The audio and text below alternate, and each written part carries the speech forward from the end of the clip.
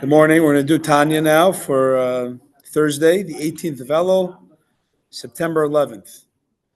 Today is a big Hasidic holiday. It's the many things, but in particular, the birthday anniversary of the Baal Shem Tov, Rabbi Israel Baal Shem, founder of Hasidism in general. And it's also the birthday, a few decades later, of the Alter Rebbe, the author of the Tanya. His birthday is today. Can't hear you. You're muted. You're muted.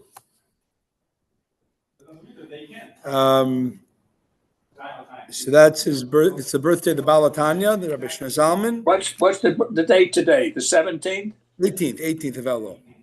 Oh, my birthday was yesterday. Really? 17th of Elul. Yeah. Yeah, my father's birthday was yesterday. Ah. So Chai Elul is the way it's referred to this day. It's the 18th, but it's Chai. It's like it's very apropos because God gave a new life to the Jewish people by the soul of the Baal Shem Tov coming into this world and literally reviving Eastern European Jewry, and then also with the Alter Rebbe, with the Tanya, what an effect it has on us and the whole world. And it's very interesting today. We're going to learn something about today's portion of Tanya, which, by the way, was not the way it was affected by the way it was divided up by what do you call it? In different days, Watches. Right? Different portions like this. We learned these lines today. That was actually made many years later. Tanya was never a daily study cycle till the previous Rebbe divided it into a calendar. He said, finish the book every year, and here's line 1 to line 20 for this day, and 21 to 40 the next, whatever it was, right? What's fascinating is that today's Tanya it talks about Abraham's soul. We're going to see in a second, Abraham's soul, as a paradigm of one of the loftiest souls we can imagine that God gave to humanity, right? Right. In Kabbalah Hasidic language, Abraham was called a neshama of Atzilus, which means though the highest world where divinity is revealed, that's Abraham's soul. What's funny is, we'll get into the details in a second, Avraham's, he's a neshama of Atzilus, a high lofty soul. It says one of the Baal Shem Tov said about the Alter Rebbe, who was alive, I think, for 3 or 4 years before the Baal Shem Tov passed away. The Baal Shem Tov was aware when the Alter Rebbe's, Rabbi Shner Zalman's soul was born, and he commented to his students, the mystics, that a neshama of Atzilus, a new soul, came to the world. Wow. Meaning, understand? But it's funny. We're talking in the Tanya today, the portion for this auspicious day. We're talking about what do you call it? We're talking about a lofty new soul like Abraham, and that's the Alter Rebbe himself was that level soul. And how do we know that? Because an expert called the Baal Shem Tov said that. So I just find it pretty interesting how everything the Rebbe one of the things the Rebbe trained us, even us, beginner scholars or beginner, that everything, not just in the content, but in the Usher was saying today's talks on Neshama Atzilus in Tanya. It's pretty, right? Even the order the previous Rebbe made that this day is this day, everything is synced in perfection. Wow. It's pretty cool. Okay. What for perfection? What word did you use? It's synchronized. Even today, the calendar of what we're studying in the Tanya, it parallels the special quality of today. Understand? Uh-huh. You'd say it's so random. He had to make a calendar, so he put this. He took a book. It has to start on the 19th of Kislev because that's the big day in the Hasidic calendar. It's got to end on the 18th of Kislev a year later. you sort of just, you do the pieces of every day, you just got to get this big chunky book finished. You do a page or so a day, you finish it by the next year, right? But it comes out that even, and this is something that's very powerful, that one of the reasons we study the daily Chumash and the daily Tanya is not only because it's an amazing thing to learn, which it is, but it says, the Alter Rebbe one time said that we have to live with the times. And it was explained, what does that mean? It doesn't mean the fashions. It means that if today's Torah Aliyah is the Chamishi of the Parsha of Kisavai, and we're going to study whatever mitzvahs we'll study there. And today is the portion of Tanya that was designated by the previous rabbi. Those are almost messages for today that are going to help you with today's unique mission. Wow. Right? It's interesting. Mm-hmm. So most of the time I'd say I'm like a cow. I don't really get it. Like whatever, like this for today and to my life today, I don't really get it, But sometimes we get a glimpse of where it's like you see the synchronicity of it in a very open way. So, okay, let's do Tanya now. Thursday, we're starting today's Tanya. However, just understand the flow. We talked about this Epistle 15, which talks about the 10 Sephiros, which is a huge topic in like Kabbalah and Chassidus. It's like it's really important to have a working knowledge of the 10 Sephiros in order to just understand what's flying in like a lot of different parts of Hasidic philosophy. And if you want a recommendation, in the back of Yankee Tauber's Book of Genesis, in Appendix 2, it has the 10 Sephiros, a chart, and it explains it very nicely. Okay, but this is actually an earlier, source where the Alter Rebbe talks about it. And we said yesterday the 10 Sephiros essentially is the 10 creative powers, the 10 bridges that God used in order to manifest in the world. And a human being has a soul. A soul is breathed from those that kind of inner workings of God, the 10 Sephiros. God breathed a mini version into every soul. In other words, you have a soul that has similar 10 powers, 10 manifesting creative powers that are somewhat similar on some level to the cosmic, infinite 10 creative powers of Hashem. Okay? Wow. Now, that was yesterday. And that's, by the way, that explains, we say the image of God. Man's creating the image of God. That's what it means. I mean, there's many opinions what that means, but that's one big one. It means that you have literally like a mini universe inside of you. Okay?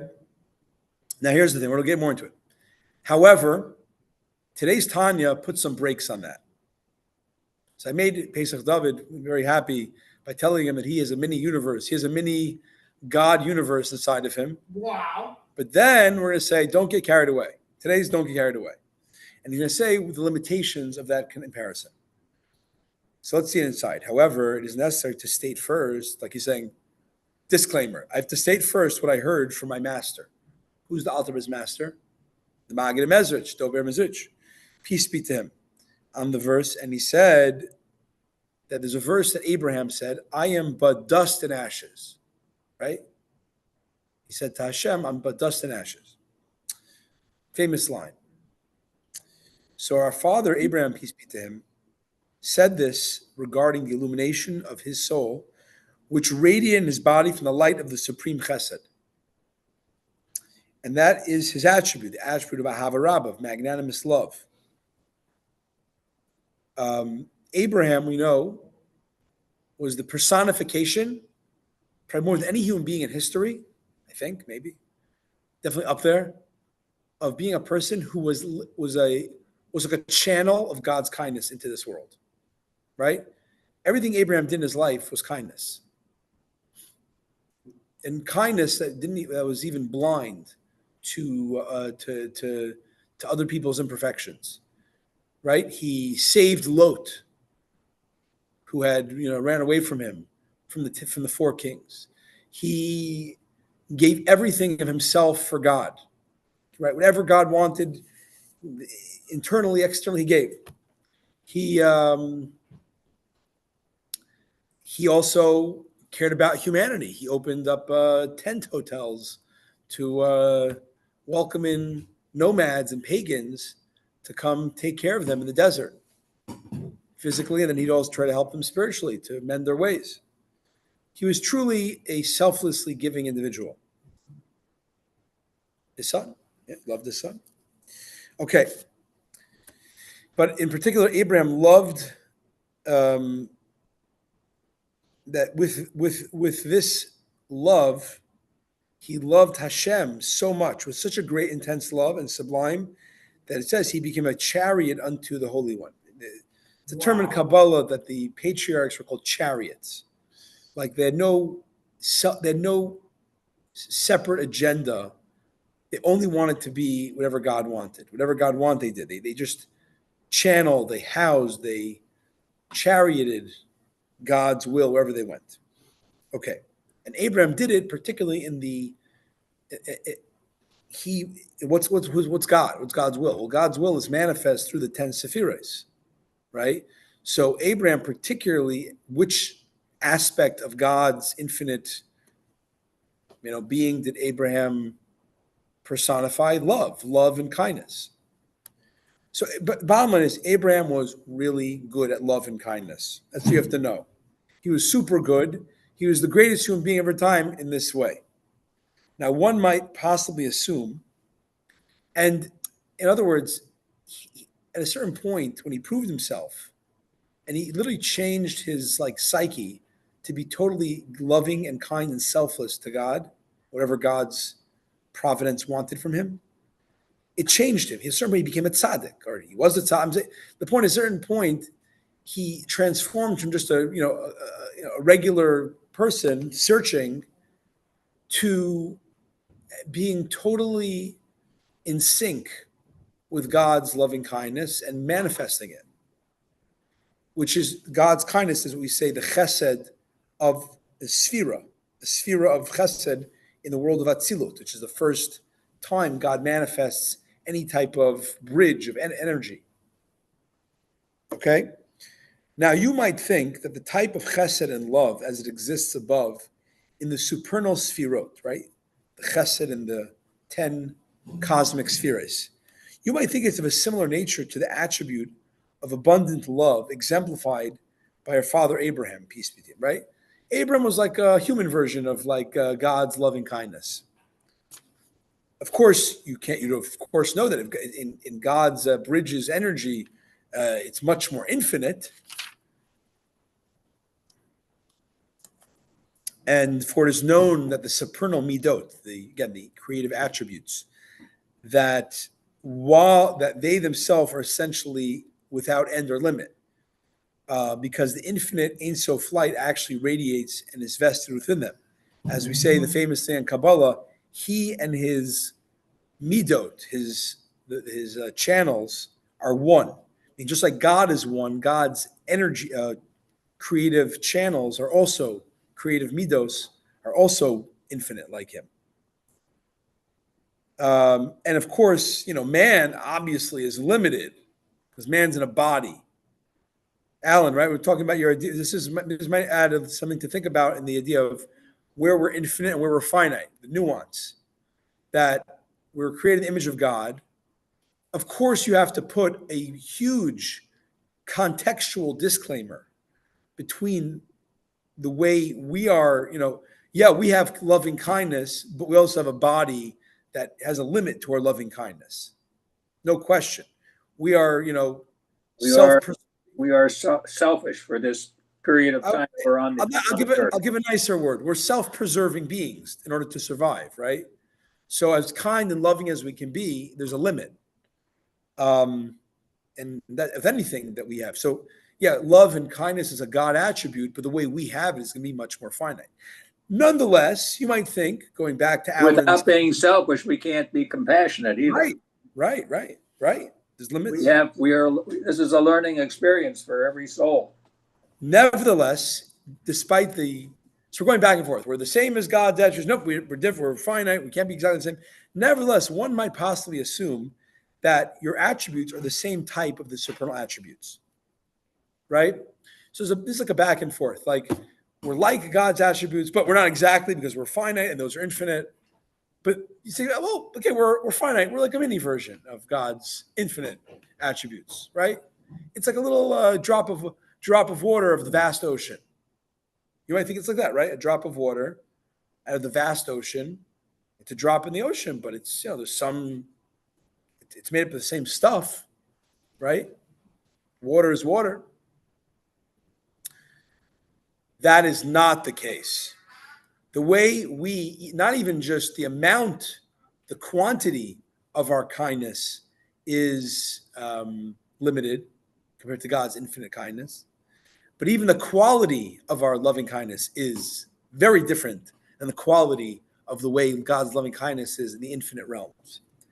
This is why Abraham said, I am dust and ashes. Why was he saying that? I, Abraham, who embody more than any human being in history, I think so, God's loving kindness. What was the context of that statement? I forgot. I think he was saying it to God, like he's praying for something. I don't know, I'm not sure. Sodom. He's debating, right? He's giving a preface to God, like, despite I'm going to argue with you, but I am dust and ashes at the same time. Right, exactly. Right. Like, I know my place, but still I'm going to argue. Right? I'm still going to defend Sodom.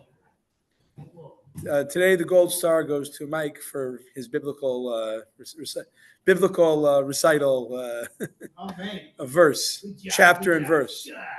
Okay, so what he's saying is like this, is that Abraham, besides the simple story he's telling, God, I'm dust and ashes, who am I to talk, but I got to do my thing. I have to try to defend them. He's actually saying a very deep. He actually again, everything in Torah is exact. It's not just hyperbole. It's exact on many levels. He's actually referring to in a very specific way, how lowly he is compared to God's divinity. Look at ashes. Ashes are the essence and substance of the burned wood, right? In ashes, you have a lot of the main component. You have the main stuff, matter, that existed in the log, right? For the wood, nice piece of fresh wood, was previously composed of the four basic elements. This is an ancient kind of periodic table, was the four, essential elements of fire, air, water, earth. What that exactly means, it doesn't mean literally fire. It means some type of, some type of element. But the point is, all matter in the ancient philosophers, they talk about the four elements of fire, air, water, earth. When you burn a log, a piece of wood, the three elements of fire, water, and air pass away. They dissipate. Right? You're sucking out the moisture of the log, and it's going up. It's being detached from the matter of what we call the earth matter of the log. And they're consumed in the smoke that came into being through their combination. As to the fourth element of the wood, namely the component of earth, which goes downward, because in elements, again, it's not literally water, fire, air, earth. It's a more metaphysical, elemental version. But we do see that there is an idea that fire and wind are more upward, and earth and water are more downward. But even here, the water is being sucked out, so all you're left is like the most earthy part of the log, which is the earth, right? Whatever the earth element, very the dust, the ash, the very matter, very physical matter is left, and over which the fire has no dominion. It says fire has no dominion over earth. It is this that remains in existence and constitute the ashes. So, what's the difference of ashes and a log?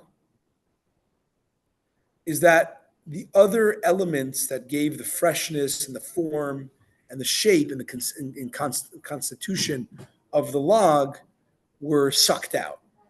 You're left with just the main part of the log, which is the earthiness of it, the dust, the ash.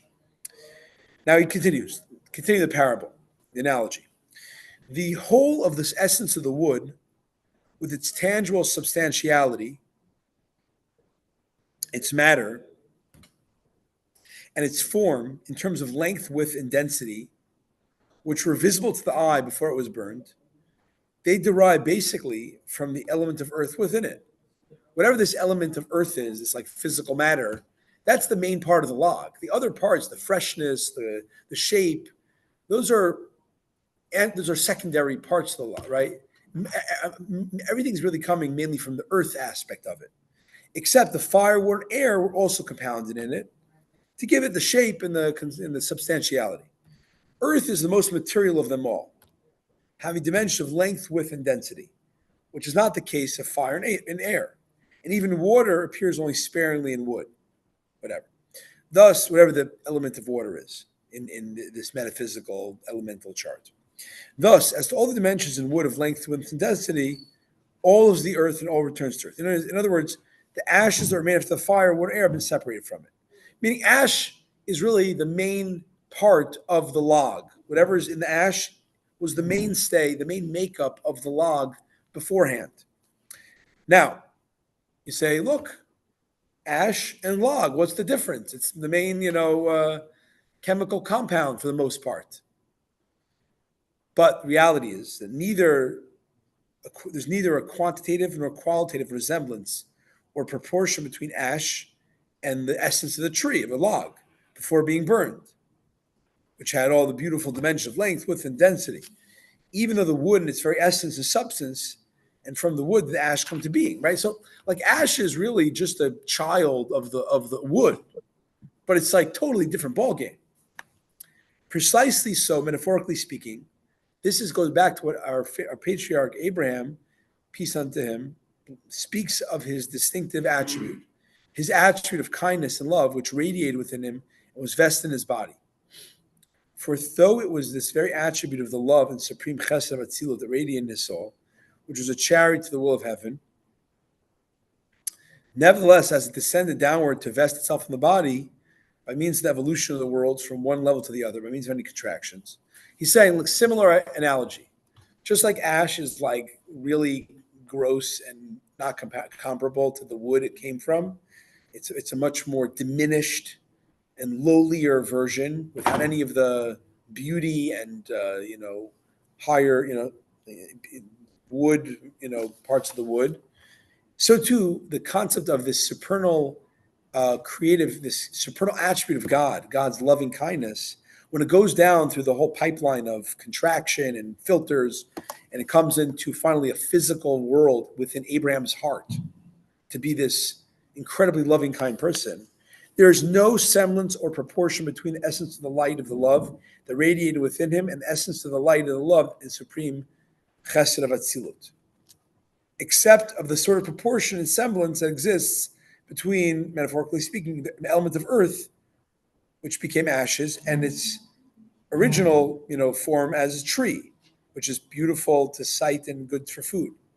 Indeed, the incompatibility of Abraham's chesed and the chesed of the supernal atzilut of God, the divine version of God's of chesed, exceeds. It's it's more distant from ash to a log, because here you're dealing with different planes of existence. Nevertheless, the Torah speaks in human phraseology, of course, by way of analogy, metaphor, so we can appreciate. So today we basically put a big disclaimer of, yes, we're in the image of God, and we have kindness and love that comes from God's it's like a mini version of God's love and kindness, but it's so grossly, crassly depicted compared to its original source. Don't think you're God. You have like a little, iota of something similar, but it's lacking the infinity, the quality, the quantity of the way that was in its origination. Just to go back, though, so now I think Pesach David might be a little let down that he's not as godly as he thought he was, him and the rest of his 7 billion human beings. But this is Rabbi Steinsaltz in the sidebar makes an interesting point, is that on one hand, the Torah says we're creating the image of God. On the other hand, we're not God, and we're way, way, as we said today, it's very, very, very distant in its depiction of whatever godly abilities we have are very, very far from the purity and the extent and the infinity of the way those godly attributes are in their source. But here's some good news. That a human being is still the gem of the world. Is the human being is still special compared to anything else. Because I want to point out that these 10 sephiros, this is not inside, but this is from the Steinsaltz. The 10 sephiros are really the elements, like the spiritual periodic table of anything that exists. For an example, let's talk about how a raven, I think a raven is created. A raven is known to be cruel to its young. So why is a raven cruel? And I don't know, a dove is not cruel, because a raven is manifesting in the spiritual periodic table of gevura, of right discipline, which could be cruel at an extreme. Every animal, every tree, every rock, it's only in existence by some energy field coming from the 10 sephirot, or more likely a blend, different ratio blend compounds. Here's the deal. A human being is unique. Everything comes from the 10 sephiros. So why does God say that a human being is the image of God? Everything's the image of God. A raven depicts God's, discipline, judgment. I don't know, kind animal, ants. I think they're very, cats, ants. I don't know. Very kind to their people, to their own. They're chesed. Everything's got a little bit of the spheros, some more, some less, but you can't exist without those. This is the only way creation happens, is via the bridges of the 10 sphirot, which are the manifestations of God's energy. So why, if you're saying that you're the image of God because you have the 10 spheros in you, everything has some of the 10 spheros in it. So why is only the human being called the image of God based on this? You get the question? No. You get the question, Mike? Everything has 10 spheres in it. So why is and we're saying a human being, why is a human being called the image of God? Created in the image of God. Mike, question. Why is a human being created in the image of God? What does it mean? What does it mean? What does it mean that you're created in the image of God?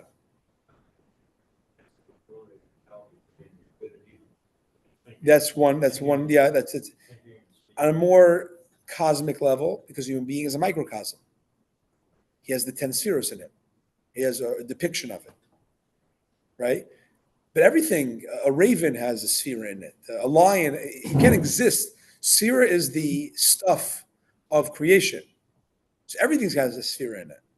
What's the difference? No. A human being has all of them.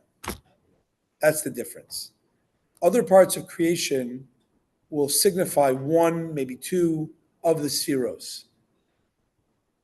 A human being has everything, has the entire scope of it.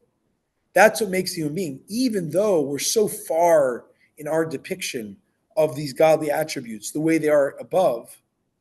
But the fact that we have all of them makes the human being in the physical realm more in the image of the entirety of God. And not only that, even though we put a big disclaimer, put some brakes on it, of the way you have kindness is like an ash compared to a tree. And even more so of the way your kindness compares to God's kindness.